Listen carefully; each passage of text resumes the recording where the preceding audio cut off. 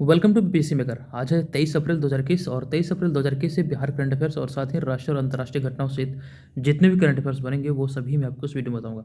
ये वीडियो आपके लिए बीपीएससी सहित Bihar SSC, Bihar SI, ESI, CDPO, Bihar police और वो अन्य सभी परीक्षाएं जो खास करके बिहार में आयोजित होती है, तो बिहार के सभी कंपीटेटिव एग्जाम के दृष्टिकोण से इस श्रृंखला के ये वीडियो काफ़ी ज़्यादा उपयोगी है। जो भी वीडियो इस श्रृंखला के अंतर्गत अपलोड होते हैं सभी को मैंने प्ले लिस्ट में अरेंज किया है। आप जाइए सभी को देखिए और वीडियो के डिस्क्रिप्शन से इसका पीडीएफ फाइल को जरूर डाउनलोड कीजिए। ठीक है, चलिए पिछले वीडियो में मैंने आपसे प्रश्न पूछा था कि बिहार सरकार निम्नलिखित में से किस शहर में राष्ट्रीय स्तर का सड़क शोध संस्थान बनाने जा रही है। तो इस प्रश्न का सही उत्तर था ऑप्शन नंबर डी, यानी कि मोकामा में बिहार सरकार के द्वारा राष्ट्रीय स्तर का सड़क शोध संस्थान बनाने जा रही है बिहार सरकार। तो ऑप्शन नंबर डी यहाँ पे इस प्रश्न का राइट आंसर होगा। सभी लोगों ने इस प्रश्न का सही आंसर किया है। जो भी प्रश्न आपसे पूछा जाता है उसका आंसर जरूर क्या कीजिए। चलिए बढ़ते यहाँ पर पहले प्रश्न की ओर। एक एक करके मैं आपको सभी प्रश्न बताऊंगा और इनसे रिलेटेड जो भी महत्वपूर्ण फैक्ट होगा उन्हें भी डिस्कस करूंगा। तो आप इस पूरे वीडियो को ध्यानपूर्वक देखिए और वीडियो के अंत में पूछे गए प्रश्न का आप आंसर जरूर कीजिएगा। चलिए पहला प्रश्न है कि हाल ही में बिहार के मुख्यमंत्री नीतीश कुमार ने कब से राज्य में 18 साल से ऊपर के लोगों का मुफ्त टीकाकरण करने की बात कही है। बिहार के मुख्यमंत्री नीतीश कुमार ने राज्य में 18 साल से ऊपर के लोगों का मुफ्त टीकाकरण कब से करने की बात कही है। तो देखिए कोरोना टीकाकरण का जो तीसरा चरण जो स्टार्ट हो रहा है, तीसरा फेज, ये 1 मई से स्टार्ट हो रहा है, ये ध्यान रखिएगा। और इस दौरान यानी कि ये तीसरे स्टेज के दौरान बिहार सरकार ने 18 साल से ऊपर के लोगों के लिए कोरोना टीकाकरण मुफ्त में करने की बात कही है, ये ध्यान रखिएगा। यहाँ पर कुछ महत्वपूर्ण चीज़ें हैं जो मैं आपको एक बार पुनः बता दूँ कि जो टीकाकरण का ये तीसरा चरण है, इससे पहले ऑलरेडी जो 2 चरण गुजरा है। तो पहला चरण में फ्रंट लाइन वर्कर्स और जो 60 वर्ष से अधिक उम्रदराज लोग थे उन लोगों के लिए टीकाकरण हुआ था। जो 60 साल से अधिक मतलब कि उम्र के लोग थे, 60 साल या फिर उससे अधिक के। और उसके बाद दूसरा चरण जो स्टार्ट हुआ था उसमें 45 साल या फिर उससे अधिक के लोगों के लिए टीकाकरण अभियान हुआ था। और उसके बाद तीसरा चरण जो है ये 18 साल या फिर उससे अधिक लोगों के लिए है, ये ध्यान रखिएगा। तो ये तीसरा चरण है, तो ऑप्शन नंबर सी यहाँ पे इस प्रश्न का राइट आंसर होगा। चलिए दूसरा प्रश्न है, हाल ही में centre for monitoring Indian economy की तरफ से जारी आंकड़ों के मुताबिक देश की विकास दर में गिरावट की संभावना जताई गई है, किंतु निम्नलिखित में से किस राज्य की आर्थिक स्थिति अभी भी मजबूत बनी हुई है। तो इस प्रश्न का सही उत्तर होगा दूसरा का ऑप्शन नंबर बी, बिहार की स्थिति मजबूत बनी हुई है। यहाँ पे ये जो रिपोर्ट जारी किया गया ये centre for monitoring Indian economy की तरफ से जारी किया गया। देखिए कोरोना काल में जो विषम परिस्थितियाँ हैं, इस परिस्थिति को देखते हुए ये रिपोर्ट जारी किया गया था, जिसमें कहा गया था कि भारत का जो विकास दर है ये इसमें गिरावट की संभावना मतलब कि दर्ज की जा सकती है।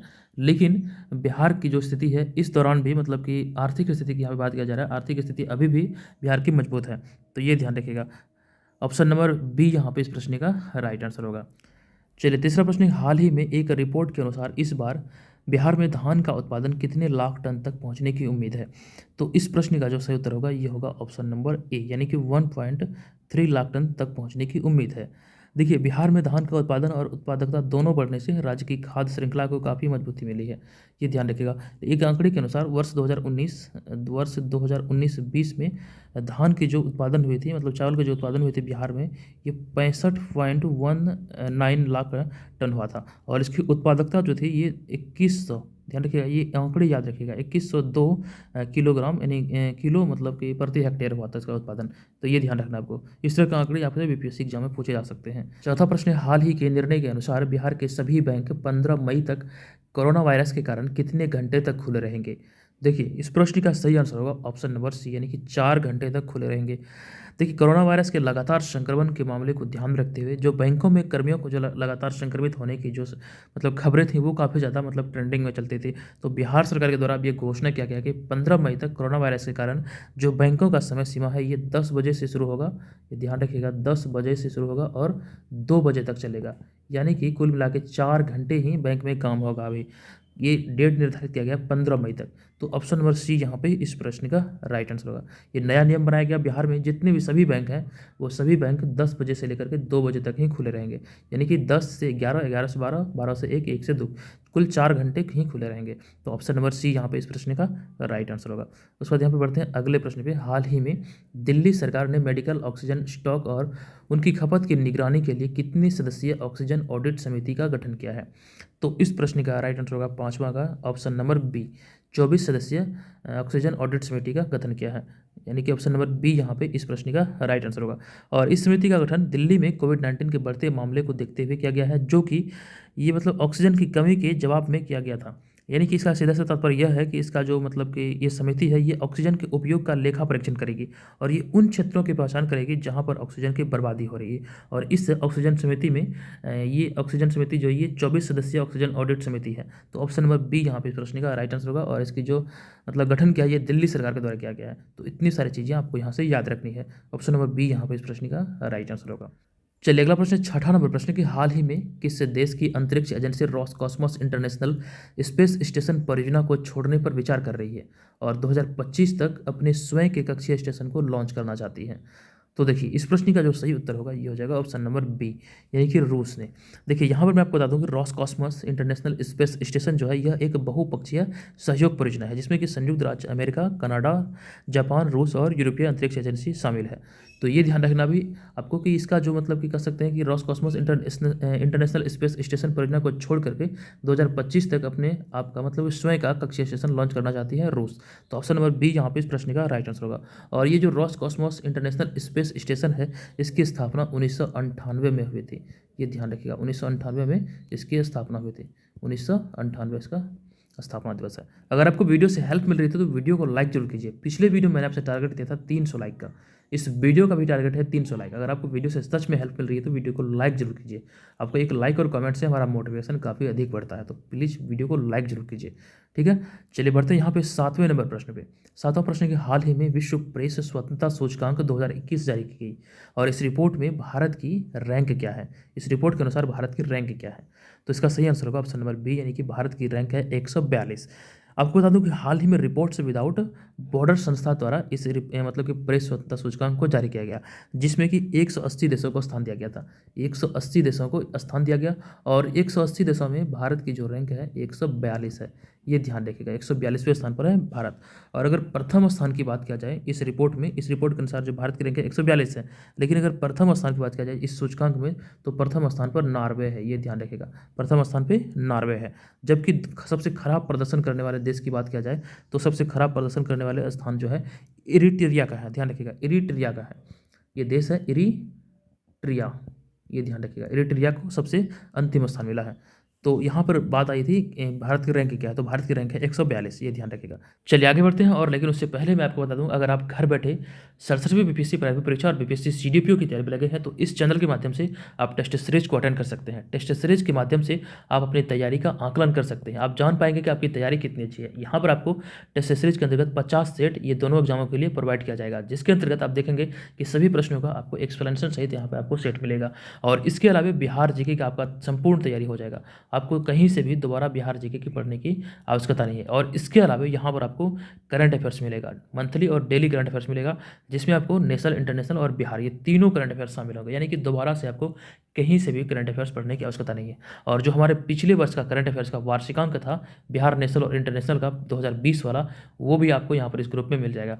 और प्रीवियस ईयर क्वेश्चन का भी पीडीएफ मिल जाएगा आपको, प्रीवियस ईयर क्वेश्चन का भी पीडीएफ मिलेगा। और इसके अलावा बहुत सारी क्वेश्चन पीडीएफ हैं, वो सभी चीज़ें आपको यहाँ पर मिलेगी। इस वीडियो के डिस्क्रिप्शन में एक व्हाट्सअप नंबर दिया गया है, आप वहाँ पे जाइए, उस पर मैसेज कीजिए और इसका डेमो पीडीएफ जरूर मंगाइए।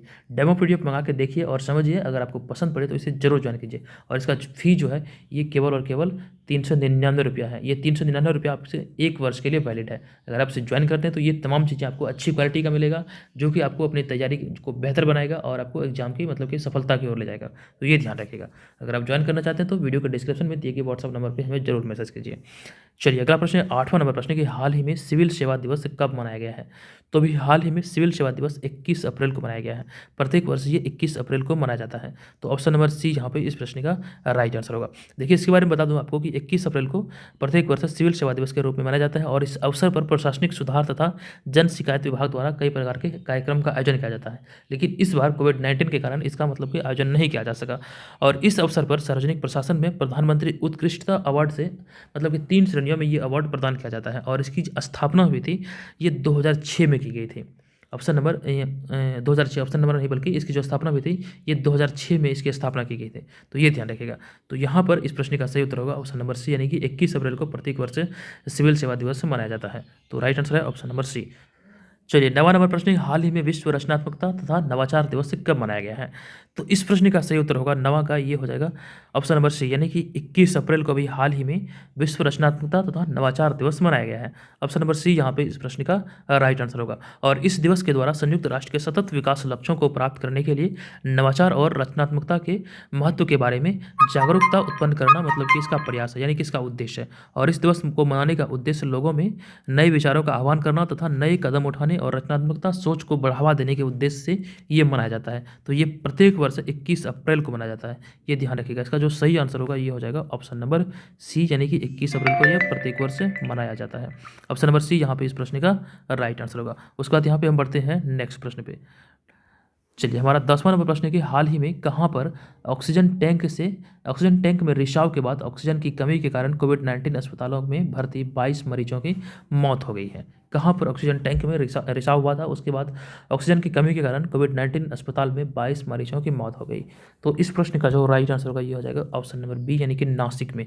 देखिए ऑप्शन नंबर बी यहाँ पे इस प्रश्न का राइट आंसर होगा। नासिक में एक अस्पताल में ऑक्सीजन टैंक में रिसाव के बाद ऑक्सीजन की कमी के कारण कोविड-19 अस्पताल में भर्ती 22 मरीजों की मौत हो गई, ये ध्यान रखिएगा। और राज्य सरकार के द्वारा यहाँ पर जो भी मृत्यु मतलब कि कोविड-19 जो मरीज थे, इनकी जो मौत हुई है, उनके जो निकटतम परिजन हैं उनको 5-5 लाख रुपये देने की मतलब कि मुआवजा राशि देने की बात कही गई है। ऑप्शन नंबर यहाँ पे बी राइट आंसर होगा। नासिक में ये घटना घटी थी, तो ऑप्शन नंबर बी यहाँ पे राइट आंसर है। उसके बाद चलते बढ़ते हैं 11 नंबर प्रश्न पे। हाल ही में ऑस्ट्रेलिया ने भारत ऑस्ट्रेलिया इंडो पैसिफिक महासागर पहल की शुरुआत की है। ऑस्ट्रेलिया ने इस पहल के समर्थन के लिए कितने मिलियन ऑस्ट्रेलियाई डॉलर का अनुदान प्रदान किया है? तो इसका जो सही आंसर होगा ये हो जाएगा ऑप्शन नंबर सी, यानी कि 1.4 मिलियन ऑस्ट्रेलियाई डॉलर का अनुदान प्रदान किया है। ऑप्शन नंबर सी यहाँ पे इस प्रश्न का राइट आंसर होगा। देखिए इसके बारे में आपको बता दूं कि इस पहल की जो शुरुआत है ये प्रधानमंत्री नरेंद्र मोदी के द्वारा 2019 में ईस्ट इंडिया समिट में किया गया था। ठीक है, ये ध्यान रखिएगा। और इंडो पैसिफिक महासागर का जो पहला उद्देश्य है यह है कि समुद्री सेवाओं को मजबूत करना, और जिसके अंतर्गत समुद्री संसाधन और जो आपदा जोखिम है, जो भी चीज़ें इसमें आती है मतलब कि समुद्री सेवाओं के अंतर्गत, वो सभी चीज़ों को मजबूत करना है। तो ये ध्यान रखिएगा, आंसर है। अब यहाँ भी बढ़ते हैं आज के इस वीडियो के प्रश्न की ओर। आज के इस वीडियो का प्रश्न है कि हाल ही में बिहार सरकार कोविड-19 मरीजों को राहत देने के लिए किस ऐप से मदद लेने की बात कही है?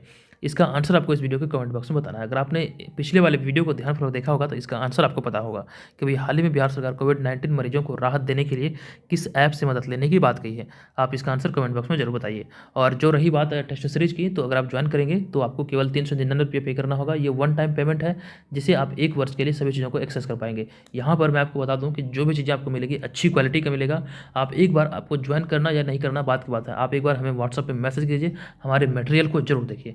आपको मैंने डेमो के तौर पे 4 से 5 पीडीएफ भेजूंगा, जो आप देखेंगे आप समझ पाएंगे, आप खुद ही ये डिसाइड कर लेंगे कि ये हमारे लिए उपयोगी है या फिर नहीं। अगर आपको उपयोगी लगेगा तो आप लीजिएगा, नहीं लगेगा तो मत लीजिएगा, लेकिन आप मैसेज जरूर कीजिए, आप जरूर देखिए कि ये कैसा है। ठीक है, तो आज के इस वीडियो में इतना ही। अगर आपको वीडियो से हेल्प मिली हो तो वीडियो को लाइक कीजिए, कमेंट कीजिए और शेयर जरूर कीजिए। और चैनल पर पहली बार विजिट किया तो चैनल को सब्सक्राइब जरूर कीजिए। चलिए मिलेंगे नेक्स्ट वीडियो में, तब तक के लिए धन्यवाद।